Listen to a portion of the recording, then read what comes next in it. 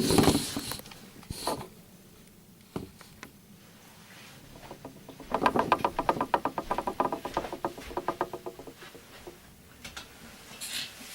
morning.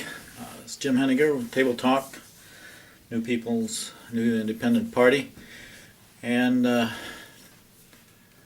it's snowing outside a little bit. The lake is frozen over. That's my update on the weather. Today I'd like to get into some issues and possible solutions that I know it's going to raise some hair on some people on the backside, because I've seen it before. I've run for governor in '98 and 2014, and some of these issues keep coming up, and I can see some trends, and some of them concern me a great deal. So I'd like to get into the area of justice and equal rights, and what that implies for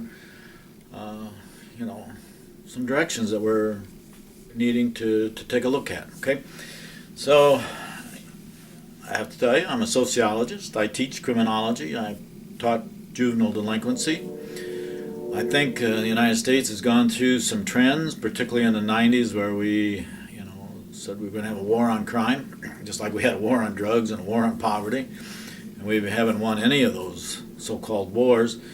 In fact, all of those have basically gotten worse.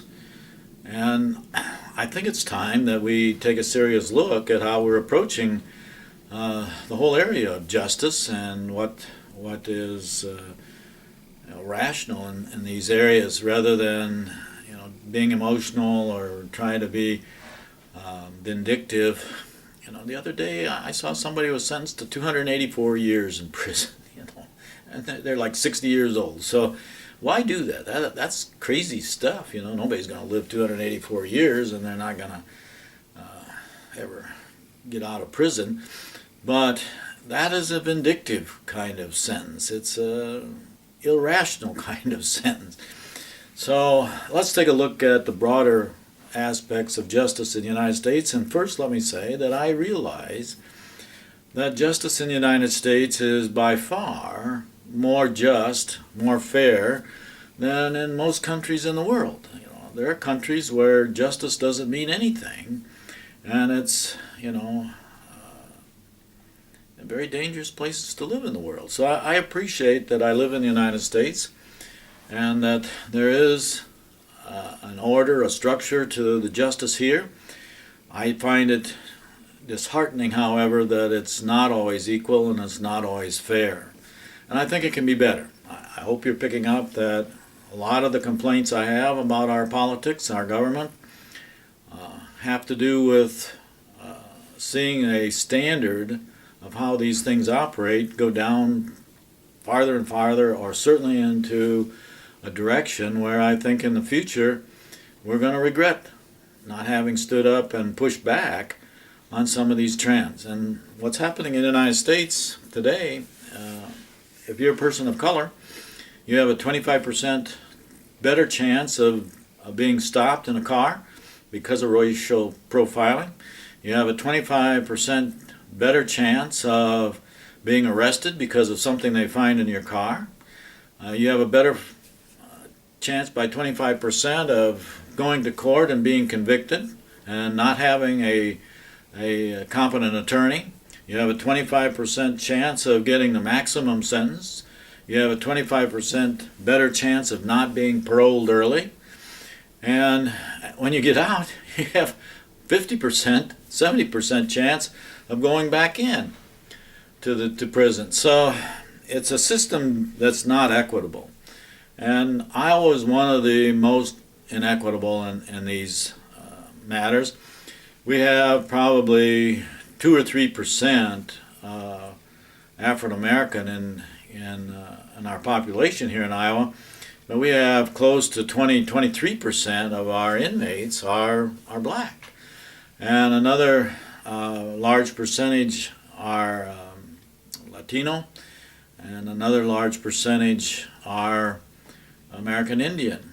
Even though our entire population is maybe only 7% of Iowans are people of color. 25% or more are in prisons.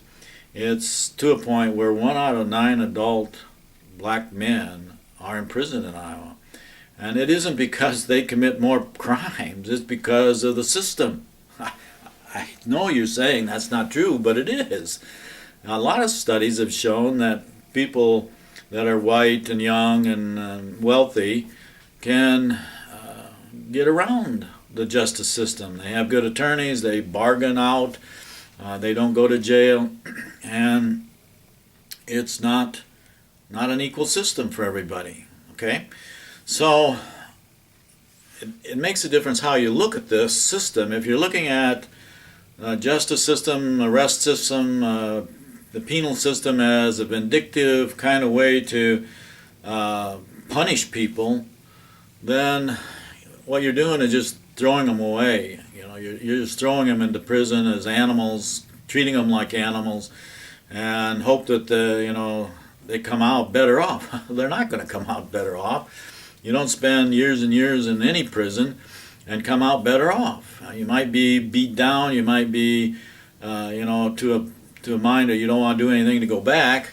But 60-70% of them do go back, and that's because of the justice system. That end of the justice system isn't really geared to helping people stay out of prison. The reentry kind of programs that I work with, and I think there are programs that you can develop for inmates coming out of prison that would help them understand, what they need to do to be functional in our society and stay out of prison and find a job and get training, get education. Those work. I know of a situation right here in Des Moines where a group has gotten some federal grants and have developed a program. And the first 100 that went through that program, only about 6% of them ever went back in. But the average here in Iowa is closer to 60 or 70% of them go back in. That looks to me like a good investment. Putting dollars into reentry programs so that these people that are coming out of inmate status can find ways not to go back in, and by being good citizens in doing it. I think it also makes more sense to put a larger share of investment into prevention and working with juveniles. Almost every adult criminal has been a juvenile criminal. So if you can identify these young people when they're 15, 16, 17 and they're committing crimes, even minor crimes, let's put a system around them. And I know a couple judges here in Iowa that are trying to do that. They have a family court, they bring in the families, they bring in some counselors and the parole officer to look at a program that these young people can get into that will prevent them from going on to the next crime, the next crime, the next crime, and each crime gets worse and worse. So I think prevention makes more sense, reentry programs make more sense, and it makes more sense to come down in the kind of sentencing that we've seen since 1990. We got into a paranoia where we thought every criminal was going to be a terrorist or every criminal was going to be a murderer. And every person that was on drugs was going to, be one of these master criminals. Well, that's not true. Since 1990, we put over 1 million people in prison, mostly on drug charges. And many of them, got maximum sentences. I was involved in a case where I knew this family and I knew this young man. He was married and had a child. He was caught with marijuana in his trunk in Texas. He was drunk, and he'd been picked up several other times for minor offenses in drugs and alcohol. But because it was his third time, and he was in a different state, he was tried in federal court and given 24 years. The judge had no option. So having mandatory sentences that judges can't deal with the actual realities of circumstances has created, a prison industry. And I'm going to tell you that this is a special interest group. There's architects, there's engineers, there's, prison officials, who want to keep this system going because that's their livelihood. They make money off of it. And the trend towards more and more private prisons, I think, is disastrous, because you're seeing cases where the judges and the prosecutors and the private prisons just want to keep them full. And people, particularly juveniles, are going to some of these juvenile detention centers without fair representation. In many cases, they really haven't done anything criminal. And that's a bad trend. It's sort of like what I saw in the 80s and 90s when I was looking into why unemployment offices typically didn't help a lot of people. When I interviewed the unemployment officers in state agencies, it became pretty obvious that if they got into a situation, a case of somebody that was unemployed, if they went out and found them a really good job, one that matched their education or training or background, and it paid well, they would disappear in the system. They would be gone. But if they went out and found, somebody with a master's degree or a PhD and found him a job raking for 2 weeks, guess what? They would be back in 2 weeks. And their whole system was based on numbers of people that they saw, numbers of people that they found a job for. So they could find jobs for rake leavers a lot easier than they could find jobs that matched, skills to the people. Basically what they were doing, they were protecting their job. Well, the same thing goes on in the prison industry, in the justice system. It's sort of like if you could find a cure for some disease, we wouldn't need doctors anymore. And if you could find a way to prevent, young people from becoming adult criminals, we wouldn't need prisons. We wouldn't need prison guards. We wouldn't need, people building new prisons. That's ridiculous. This is an industry that you should design a pathway that gets less and less, not more and more. And the fact that we have over 2.2 million people incarcerated, one of the highest in the world, should really be a negative on our culture. It doesn't pretend that we're doing something right here. And a lot of the people that are going into the prisons are not professional criminals. They're not habitual criminals. They were in the wrong place at the wrong time and in the wrong color with the wrong people. They got stopped and they got picked up. Many times I've asked my students at a community college, if you go out in the parking lot with a drug dog, how many cars do you think the drug dog would stop at? Well, probably maybe half. I don't know, but I suspect it'd be a large number, and I think that would be unfair to people who, on one side there's somebody going to say, well, if they're smoking pot, they're breaking the law. Well, that's true, but to arrest somebody because they have, a very small amount of it, or they're not selling it, or they're using it for recreation only, that's stretching it. That's not making the world safer. It's actually producing worse, possibilities down the road, because once somebody's arrested and goes through the justice system and they feel really upset about it, and they go through the prison system, they come out, it's like going to graduate school in crime. So it should be that we try to avoid the prison as much as possible for minor offenses. And what we're seeing is some of these sentences just don't make any sense. What we need to do is come to a strategy where we have a lot more emphasis on prevention and working with young people in the juvenile area so that they do not become adult criminals. Now, the whole idea that we had a young group of people that were all becoming criminals is not accurate either.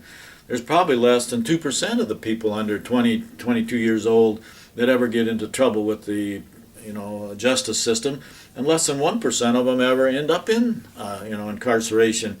So we're looking at a very small number, out of 100% of people in that age group, and we know that if somehow they would go from 15, 16, 17 and get to being 24, 25, 26, that the probability comes down very fast as they get into more mature kinds of things in life. They have a job, they might be married, they might have family. That probability of crimes goes down significantly. So we have a situation between maybe 14 and 24 that we need to find better ways to deal with these people. And in the drug area particularly, other countries like France and Spain and most of Europe have gone to a very progressive attitude towards people get arrested for drugs that aren't in the selling or manufacturing end of it, but they're just, the consumers of them.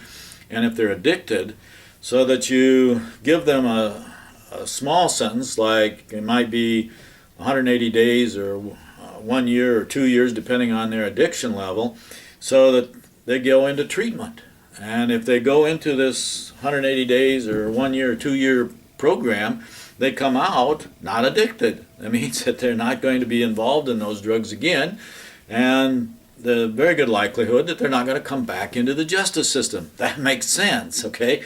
But to arrest somebody and put them into prison for 5 years or 8 years or whatever they're doing, and to be honest, there's a lot of drugs in prisons. I know that for a fact, that people have gone in and they were alcoholics and they come out drug addicts. So prison isn't the best solution for somebody that's got an addiction, and that's for alcohol or any of the drugs, and particularly the minor drugs. If they're into small uses of any kind of drug and they're addicted to it, let's get them off of it before it does permanent damage to them. We should concentrate on those people that are trading in it or manufacturing it, and particularly the organized crime elements that are involved in those things. If we concentrate on those aspects of that kind of crime rather than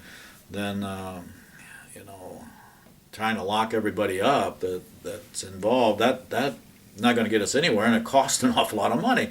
And if you start looking at the cost of incarcerating 2.2 million people, you can see that it's overburdening all of our prisons. From that side, they like it. That means there's business. They're going to be in jobs for a long time. But from a social side, a society side, a government side, that expense has just gone astronomical. So there's better ways of dealing with minor crimes, and I'm talking about minor drug offenses and minor kinds of incidences where there's some aggression but no one's hurt, and those kinds of misdemeanors. Now when you get into felonies at the lower end and there's nobody hurt, there's no weapon used, then I think we could develop a strategy where we say, those crimes, and we're talking about financial crimes, people that commit fraud or misrepresent themselves on financial records or tax evasion, and even in defrauding the Medicare and Medicaid programs, all kinds of those financial fraud situations, where I think we could almost say that the standard would be a sentence of 15 years. I like 15 for some reason.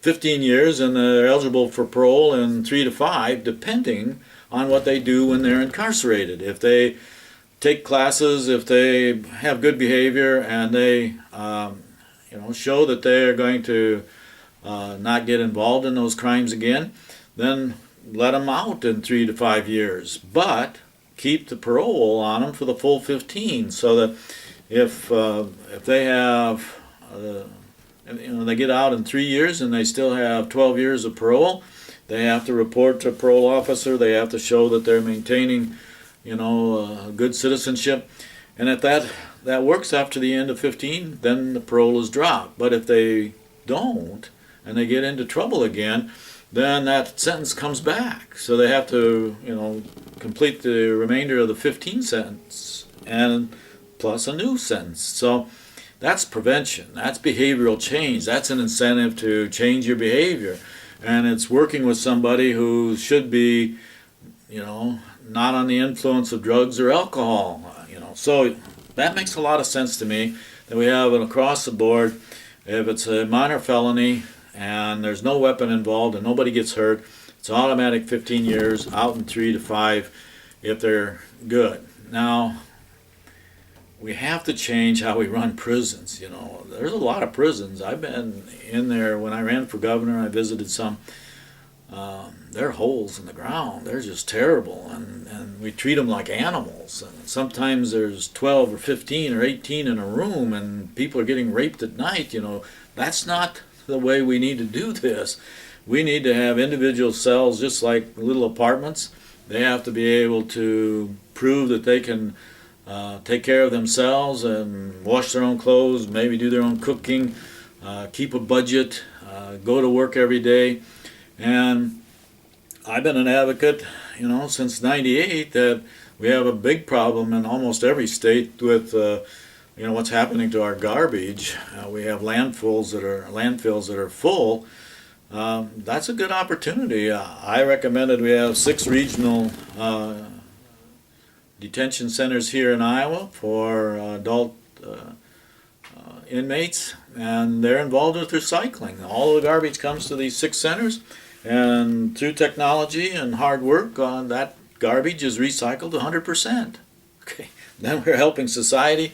We're also helping these people get work experience, and they should be paid maybe as much as minimum wage, and so they can pay back restitution in those cases where that's been determined. Make it as real-like as you can. Don't make it as artificial as we are today. They should have to prove that they can live in the society and do well in that before they go back out. When you have somebody in a prison cell for 18 years and he doesn't even know the news, they're coming out, they don't know how to run a phone, they don't know how to, you know, turn on a TV anymore. That's not good, okay? That doesn't help us a bit. We need to be more realistic and rational about what happens to these people in that category, okay? And that's the low end of the felony amounts. Now, the second level of felony deals with people who use weapons and threaten weapons, and I think that should bounce you up to 25 years right away, and first eligible to get paroled might be 10 years. So that creates a huge back pressure on not using weapons in the crime. I know a number of European countries do this. I think in England, if you use a gun in the commission of a crime, it's an automatic 25 years. But again, there has to be some rational things going on when they're in prison, and if they're going to serve 10 years, then there's a number of things that those people can do, you know, education-wise, job training, and all of these, so that at the end of 10 years, they could get paroled and be a good citizen again. That should be the objective of all of this. Now, the highest level would be where a weapon is used and somebody's killed or seriously injured. And in that case, I think it should be an automatic 35 years, and the first parole might be 15 years. So, again, the pressure is there not to use the weapon, not to beat somebody up or commit murder. And we know that, you know, 63 to 70% of all of the murders are committed by somebody that knows you. You know them. And it's usually a spouse or ex-spouse or an ex-boyfriend or, you know, somebody in that category close to home. And we need to work on that as a specific kind of crime, because there's signals before that crime that there's a problem in that home. There's alcoholism, there's drugs, there's you know, divorce pending, there's some kind of request for you know, keeping away from a spouse. There's signals, and we're not reading those signals. When we see that signal come up, instead of running into the house with guns drawn and shooting at anything that moves, we should have had a situation where those people have been in family court, they've been counseled, they've been given some advice on how they can deal with, you know, what's happening in the home. I had a student here this last year who had a situation like that in the home. The father was an alcoholic and got into drugs, and the mother kicked him out, and he kept coming back, begging to come back. And one time he was back in the house, and he had a knife, and so the mother called the police. The police came in, and in the end cornered him in the basement, shot and killed him. and he just had the knife. But the student I had was 8 years old at the time. She was on the stairway when this happened, and she cannot adjust to this. This is with her for the rest of her life. It was an overreach, an overreaction by the police, in my opinion.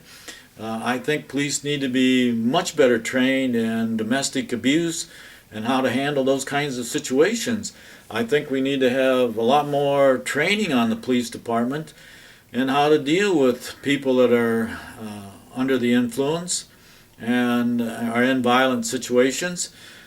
And it appears that we're having almost an epidemic of policemen shooting civilians across the country. And the fact that most of them are people of color makes this a discriminatory kind of situation, which we have to get through. We can't have policemen shooting people of color and not have a backlash.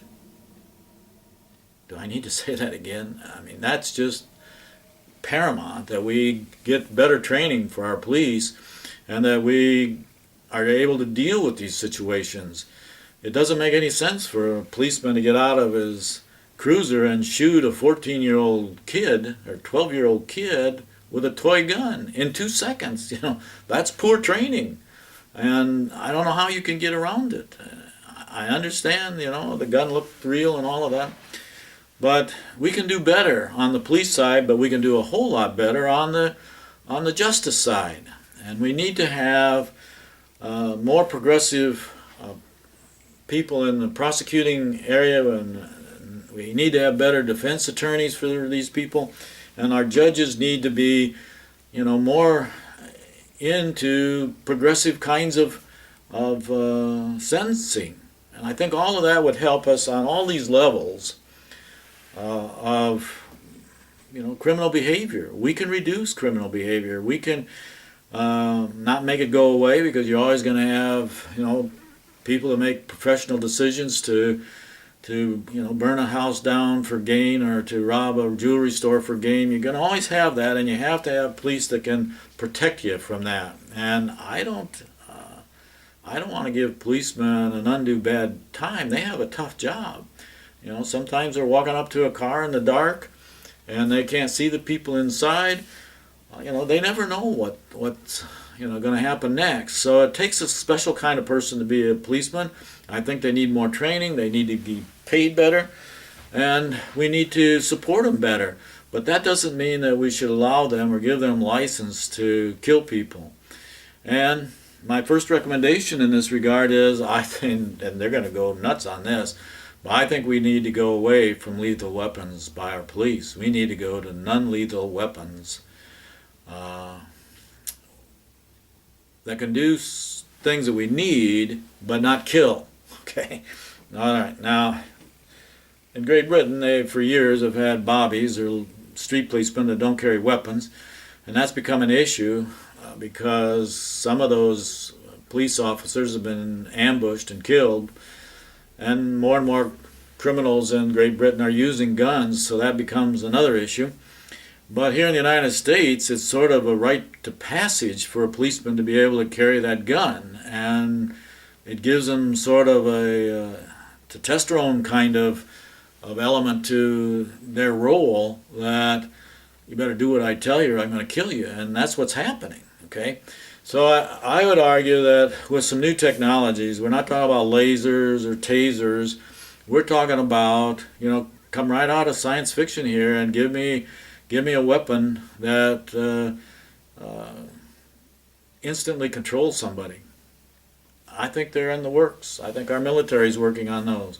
Either a sound wave kind of weapon or a protein kind of weapon that stalls your brain out but doesn't kill you, or a weapon that paralyzes your muscles so that, in a split second, as fast as a bullet would travel, that person is under control.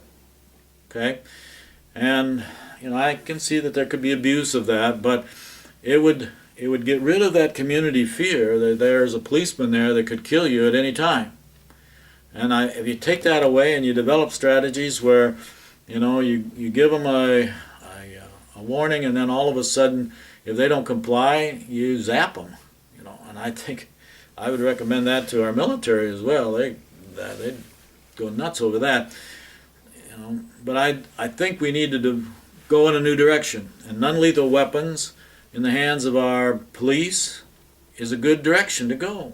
And all of the reforms I'm talking about in the justice system, I think would make America safer. So this gets us into this, Second Amendment kind of issues. And I've run for governor twice, and I've been confronted by the gun advocates a number of times who are just very, very emotional about their rights to own a gun and carry a gun and be able to go anywhere they want to with a gun, which is nuts. I don't think the Second Amendment ever thought that we would have people walking around with concealed weapons or open carry, and to the extent that we have today. From where I'm coming at this, I would rather see a society, a civilization that doesn't have to worry about guns or people with guns. So I'm not inclined to think that we're safer because everybody's walking around with a gun in their back pocket. In fact, I think that's what we're going to be able to show in the future, is that actually increases the probability that somebody has an accident or gets shot. Which leads to another set of issues that I think we need to do. Here again, we have special interest groups, those gun manufacturers, those organizations that represent gun rights, who have pushed very hard in state and national elections to have their way about everybody has the right to buy whatever gun they want and use it in any way they want. That makes more sales for them. It's so obvious that it's a proprietary kind of influence here that I would think that we need to be pushing back. And one of the things that they've gotten through Congress is that they've created a ban on any kind of research related to gun safety and gun incidences. And that's nuts. And I think our health department, our justice department should be doing in-depth research about the relationship between gun ownership and whether they're carrying it or concealed it or open carry, and who's using the guns, where they're getting the guns, and what kind of situations produce the most violence. And I think we would find that there's clusters of circumstances that result in gun violence. And one of them is the home domestic situation, another one is gang activity, and another one is incidents where there's gain to be made, a robbery or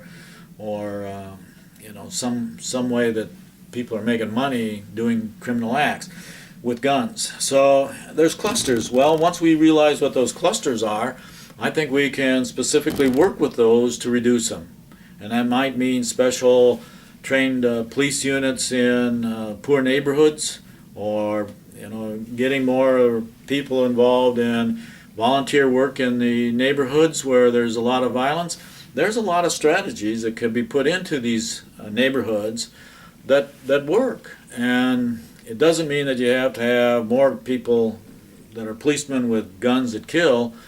That's not the only solution. So I'm just suggesting it. Non-lethal weaponry, more training, more sensitivity to the social variables that are going on, and we involve volunteers. We involve the community more.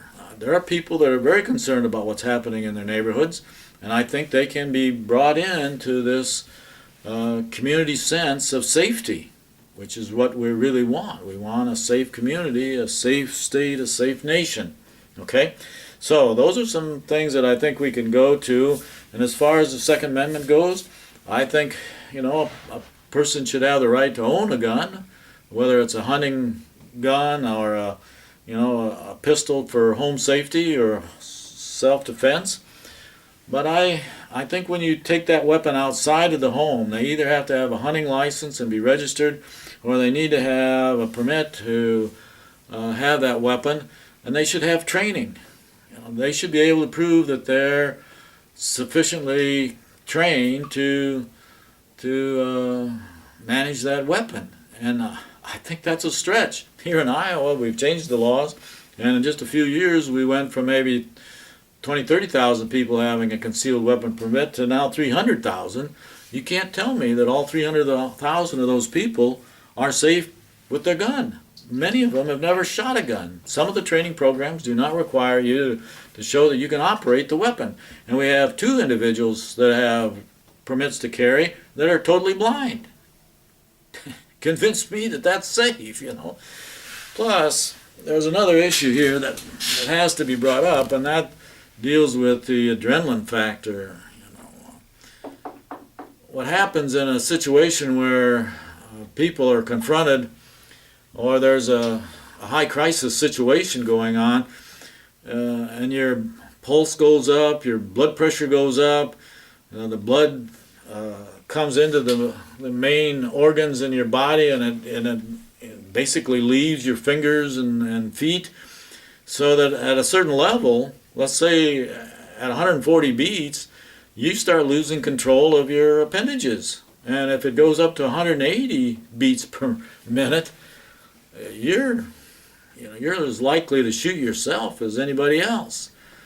Even people that are trained, military policemen, you know, I know that the training school here in Iowa, they do not have a very good record of new recruits being able to control the weapon, you know, in crisis situations. So I don't think rationally or logically it makes a lot of sense to have a lot of people out there with guns. It's just a catastrophe waiting to happen, in my opinion. Now you get the examples, you know, somebody is shooting in a mall or something, and somebody has a gun, and they're able to stop the shooting. But most of these incidents in the United States, where we have shootings in schools or colleges or malls or theaters, those things happen very, very fast, and within a minute or two, it's almost over. So it's not, in my opinion, a good idea, a good strategy to arm the citizens in the hope that they would be at the right place at the right time in any of these, you know, tragic situations. Which brings up this whole issue of why the United States is having so much violence. We're now down to a point where we have mass shootings almost every other day. And it's getting to the point where we don't even think anything about them. You know, a shooting in a college, a shooting in a mall, a shooting at a theater, and multiple victims. That's the tragedy of this. We need to have a social, cultural pressure back that this is not acceptable. This isn't a way to go out. It's sort of suicide by getting your name in the paper or on the news. That's crazy, okay? And if we got into the study of these, which some people are doing, you usually find that they're young males. They're very frustrated. They have some problems at home. They feel like they're isolated, and they're willing to you know, commit crimes of violence to prove that they're, you know, someone, you know, even a criminal. Well, we need to have more ways of dealing with the mental health issues on these cases, because they don't just all of a sudden overnight become mass murderers. Somebody someplace in a school or in a college setting or in a work setting could have identified somebody as having real problems, and those people, I think we should have, you know, a system where if you are in a relationship or you have a child that's, you know, showing some very unusual circumstances, or a work setting, that we have a place that we can call and inform somebody, then and have that person picked up and checked out. You know, that only makes sense. It's not like we're, you know, squealing on anybody or turning people in because, you know, they don't like them or anything, but somehow the people in authority have to be able to find out about people that have these problems, mental problems. And I think if that were to happen, we would have fewer of them. It would create a back pressure for those people that are even thinking about it, that they might not be able to go all the way to the level where they can commit these crimes without being detected. Now there's another side of this. It's also from a sociological position very interesting. Is our culture is really adding more and more violence to its video games, to its movies, to its its subculture. We have millions and millions of young people that play these games and they don't go out and commit murders. But in most of the cases, the young people that do commit the murders have had a crossing of paths with these violent videos. And some studies at the local university in the psych department, they can verify that a young person who watches these kinds of videos or plays these violent games where they're going around shooting people, that has an effect on them, and it's a permanent effect. So you have a situation where somebody's under stress and they're having behavioral problems to begin with, and they get into the influence of these violent videos and movies. That's a bad combination. I think we need to have more restrictions on the ages for these violent videos. I know I have students that just come at me and say that's ridiculous. They've played them for years and they don't plan to go out and shoot anybody, but that's not the point. The point is that do we need to have these kind of violent entertainment, and what's it doing to our civilization? What's it doing to our society? So I think we need to push back on the violence in the videos, and we need to push back on everybody having a gun in their back pocket, and we need to show more reasonable ways of dealing with people that have mental issues and criminal activity, so that we reduce those numbers. If we have 2.2 million in prison now, we should be able to bring that down to half of that in 10 years. And instead of people coming back into prisons at 60-70%, we should be able to reduce that to 10%. So the downfall on all of this is very obvious. In fact, most major crimes are down anyway. It's sort of a political trick to say to the society that we got to get tough on crime, when actually it has an awful lot to do with the age groups that are going through puberty and as they get older, we just have fewer people in some of these categories. So I think we can look at it more progressive. We can look at it more rationally, and I think we can have everybody feel safe at home. But I would rather not have people walking around with machine guns and bazookas. I was at a gun show in San Diego, and somebody was walking around trying to sell a bazooka. I don't like that. I know that's not what we want. And to be honest, I'm a city designer, city planner. If we're going to build 25, 35,000 new communities in the future, I don't want them to be cities that have a lot of gun violence. So if we have cities that don't have any guns, that's fine with me, but we have to make sure that they're safe communities for everybody. And that might mean that they need to be private, so that you don't have a lot of strangers walking in and people, trying to commit crimes. But that's in the future, and I think communities should have the right to decide that if they want to have gun-free or, concealed weapons and all of that. That should be a community decision. So I think there's some things that we can do in those regards that the justice system can be fair. Now, as we expand that out and we look at situations like Guantanamo, that's a justice system that's a black eye for the United States. I don't know how you can not say that. The United States cannot go around kidnapping people off of foreign countries and putting them into secret prisons and putting them through waterboarding and all kinds of tortures and not expect pushback from the rest of the world. I think those kind of activities have been tremendous recruiting tools for the most militant groups out there today that are opposed to us. It's just a natural.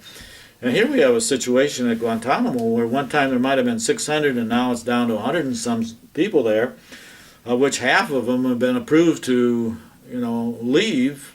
They've never been charged. They've never been taken to court. And in many cases, they were never involved in any kind of military activity against the United States.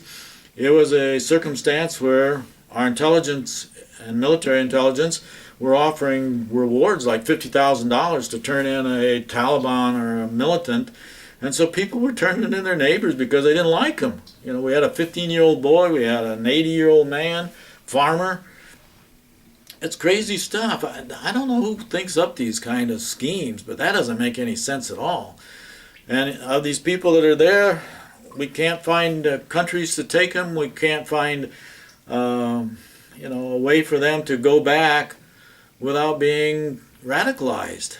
One of them, for example, was released, went back, joined a militant group, and became its leader.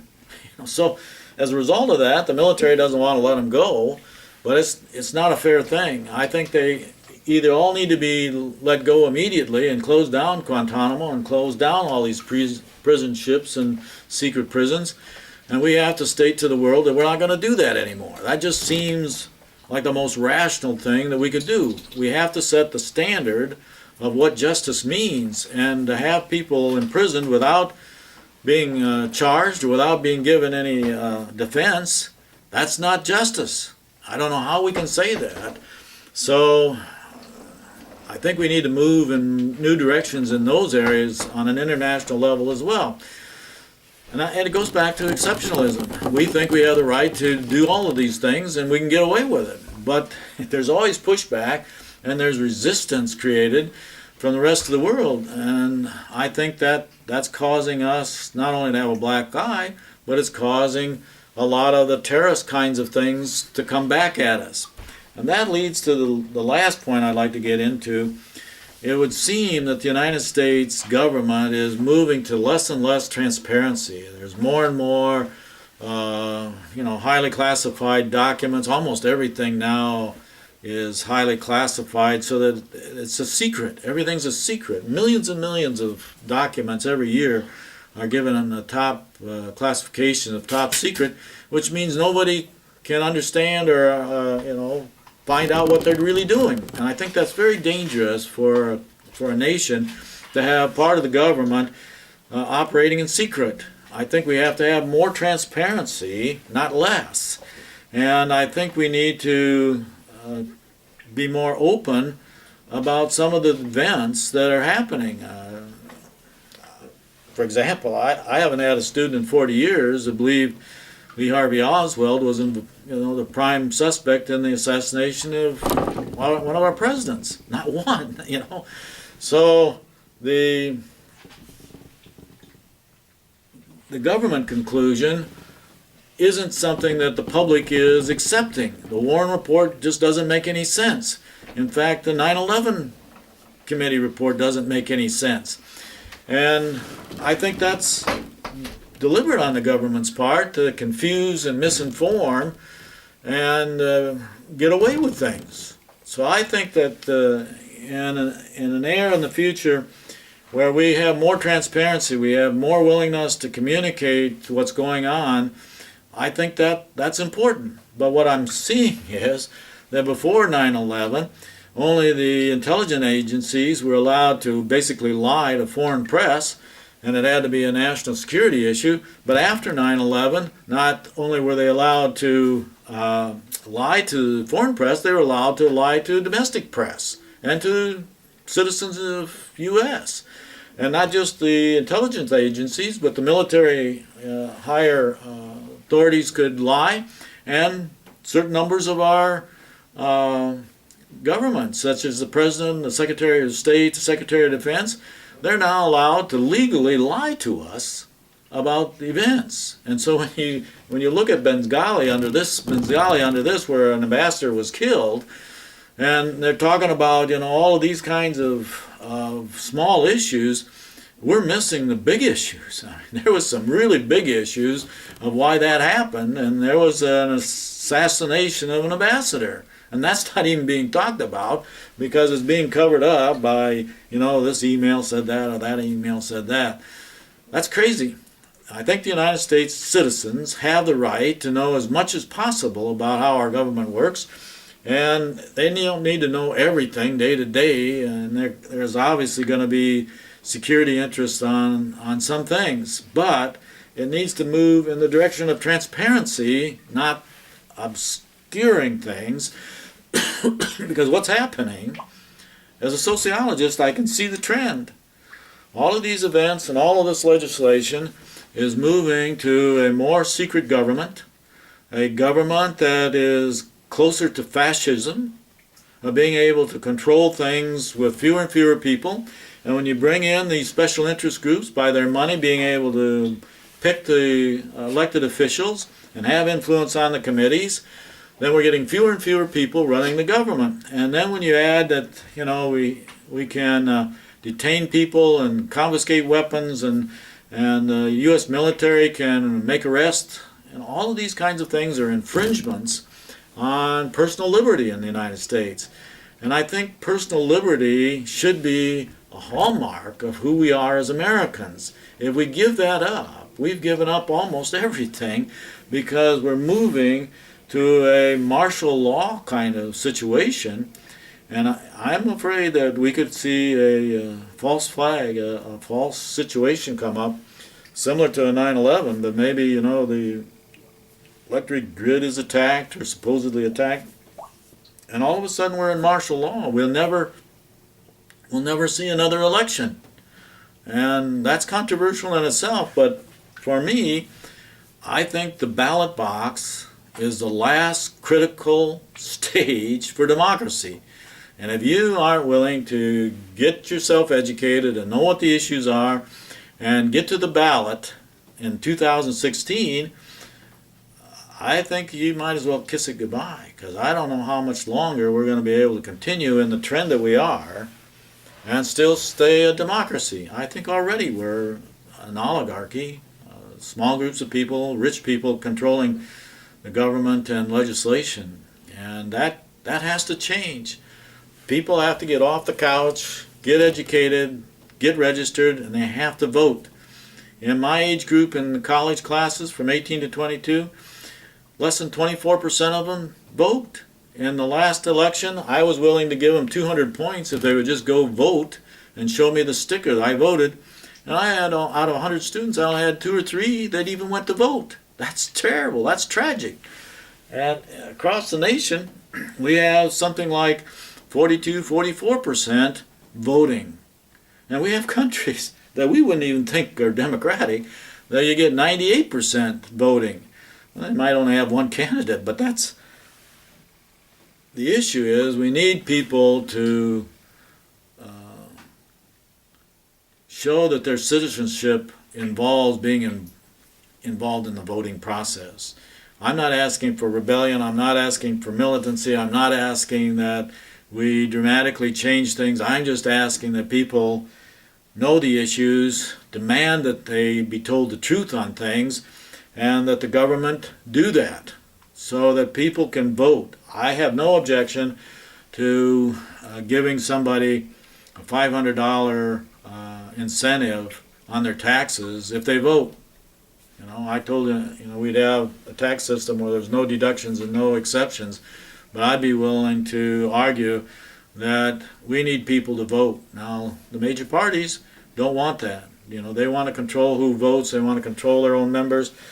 And what's happening is you're having the Republicans and Democrats control the elections, and they're keeping out independents. I can tell you all kinds of ways that, in both times that I've run for governor here in Iowa, the press doesn't give us any knowledge. They won't print any of our news reports.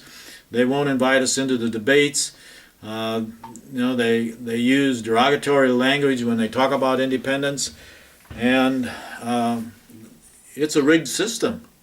So if we don't allow independents to come forward and organize, we're going to be in a system of two parties that just go back and forth, and who are not, doing what we need them to do as representatives. Balance the budget, stay out of war, provide for jobs. Those are the things that we need done here in the United States, and they're not being done. Okay? So I think it's very important to have a new party, a third party, and there's a lot of independent parties out there. I just talked to a woman who's driven 14,000 miles around the United States running for president as an independent. And she's picking up the same sentiment all across the country, that people are fed up. People are very angry. They don't trust the government, and they would like to see changes. But it's very difficult to see real change unless the people, the voters, get involved, okay? So I'm telling you, get involved. I don't care who you vote for, but be knowledgeable and be involved, okay? We can do better. Thank you.